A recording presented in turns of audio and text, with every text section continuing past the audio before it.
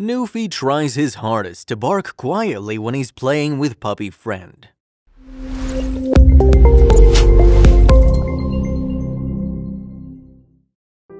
As any parent or educator can tell you, encouraging children to use their inside voice can be a sanity saver.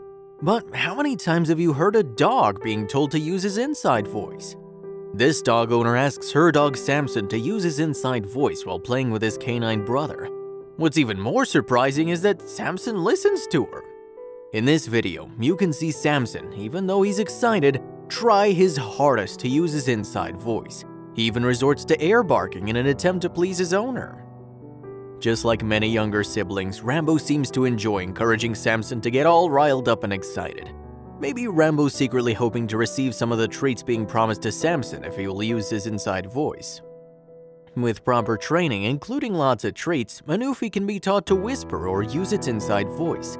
Since Newfies are such giant dogs, training them to use their inside voices instead of their giant voices is important.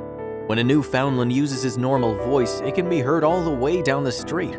As we can see in this adorable video, Samson and his owner have mastered the inside voice.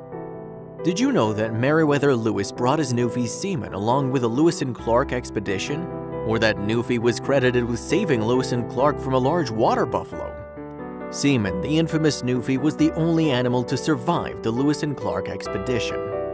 The thought of these gentle giants in the White House may seem unbelievable, but 4 lucky Newfoundlands have had the privilege of calling the White House home. The first president to bring a Newfie into the White House was James Buchanan in 1857.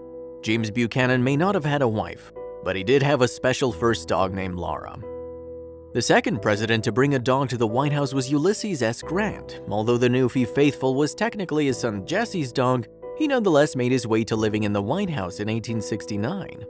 The third president to have a Newfie accompany him on his trip to the White House in 1877 was Rutherford B. Hayes. His Newfie, one of his 20 pets he brought with him to the White House, was named Hector. And the final president to bring a Newfie to the White House was James A. Garfield in 1881. Mr. Garfield's Newfie, Vito, how presidential sounding, was even credited with alerting the first family to a barn fire and thus ensuring their safety. Inside voices for Newfies had to have just been as important for presidential dogs as it is for this lady and her dog Samson.